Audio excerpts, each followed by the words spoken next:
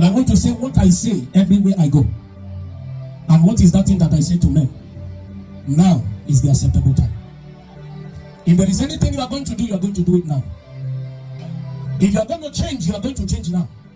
If you will turn to Jesus, you will turn now. If you will give your life to Christ, you will give it now. Now is the acceptable time. You see, there are two things that we don't have control over. And what are those two things? We don't know the day a man is born. We don't know how a man is conceived. And we don't know the day a man goes. Death is a necessary end. There are two things. There are two gates in life. The first gate is the gate of the birth, and the incubation place is the womb. And man comes through the womb and through the gate of birth, and the man is birthed upon this planet Earth. And that birthing, that coming into planet Earth, is to do one principal assignment. And what is that assignment? To represent God and to reveal God. The only way God can show his power, the only way God can reveal himself, the only way God can advertise himself is through man. That is why the angels were asking a question: what is man that thou art mindful of him? Even angels don't understand man. Angels don't understand you. Angels don't understand us. We are the display and the express image of God's architecture. By us, God reveals his glory. By us, he reveals his wisdom. He reveals his power. And that is why Ecclesiastes chapter 12 verse 13 says that the whole beauty of a man is to fear God and to keep his commandment. The first gate is the gate of the womb. By the womb we come.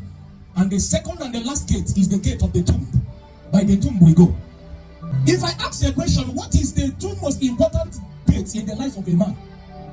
Somebody will say it is the day that he was born and the day that he goes. But the truth of the matter is that there is nothing important about the day that a man goes, or even the day he was born. Because the day you were born without discovering purpose, the day you were born without discovering why you came, it has no meaning.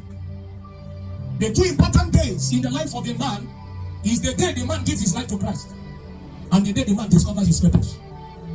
Because in the day you will stand before your maker, forget about all the drama, forget about all the argument. Every man will bow at the feet of Jesus. Every man. No matter your religion, no matter your tradition, no matter your practice, one day men will stand before their maker and they will give account of their life. Gospel that you have been preaching, that reality will dawn upon every man, both pastor, both member, both engineer, both doctor. Every man will stand at the judgment. Every man will stand before his maker and he will give account of his life. You see, when a man is faced with the gate of eternity, when a man sees his death, he doesn't need a preacher to know the reality of life. Yes, many of them will tell you. He doesn't need a preacher. He doesn't. Because the reality of life will be clear. You will know that this thing we are doing here is just temporal. You will know that life is deeper. What will I tell Jesus that I did with my life? I know the capacity that God vested in me. I know the grace I carry. I know the assignment I've been sent to do. My question is, can I stand before Jesus and tell him that the investment he made in my life, many a times I went through roads that people used, and the people that used the same road I used, they died, but God preserved me. Many a times I went through battles, I went through affliction that would have claimed my life. God saved me. What will I tell Jesus? That the investment in saving me, in preserving me, what will I present to him? That this is the value of all that you invested in my life. And then it dawned on me. Yeah, it was not a matter of whether I will make heaven or not, because that is what most church people, that's what we emphasize. It's not about making. At that point, I was not talking about sin. I'm not a sin. I don't live in sin. I'm saved.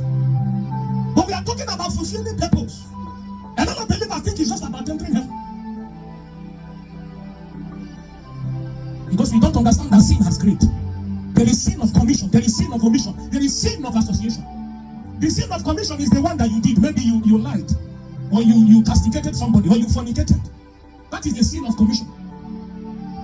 There is sin of omission. What is the sin of omission? There are things that God expects you to do that you did not do. Is a sin unto you.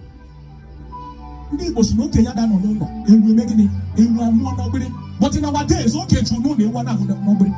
that's the sin of omission. You are around and things are going wrong. You are around. I was preaching somewhere a few days ago, and I said to them, if a mother comes back home and the mother knows that she has raised her daughter well, and she comes back home and discovers that there is no food, the first thing the mother will ask is, where is Chiamaka? Why is she asking asking for Chiamaka. Obinna is there. Emeka is there. Other people are there. But why she's asking for Chiamaka is that Chiamaka is the one that she raised. Chiamaka is the one she was always taking to kitchen. Chiamaka is the one she invested her time in equipping. That if I am not around, Chiamaka should play the motherly role. And if a mother comes back and see that a lot of motherly responsibilities are left undone, her question will be what? Where is Chiamaka? Because she can't be around and things are going wrong. Many of us are around and things are going wrong.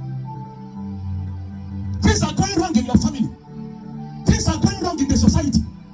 Things are going wrong in our generation. Where are the fathers? Where are the mothers? You are a mother, you think your womb is only to birth children. Your womb is also to birth the purposes of God.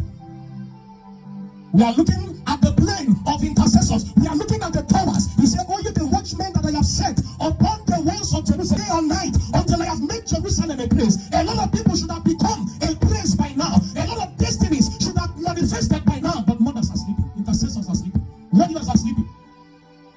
And God is asking, where are the mothers? Where are the women? God is asking, where are the fathers? We're not talking about sin and not sin now. We are talking about destiny. And your word is light. And your word is you. And you say this light shineth in darkness, and darkness comprehended not. I ask, let eyes be opened, let hearts be opened. Let men come to Jesus. And I ask, oh God, that men will hear. And salvation will come to men. In the mighty name of Jesus.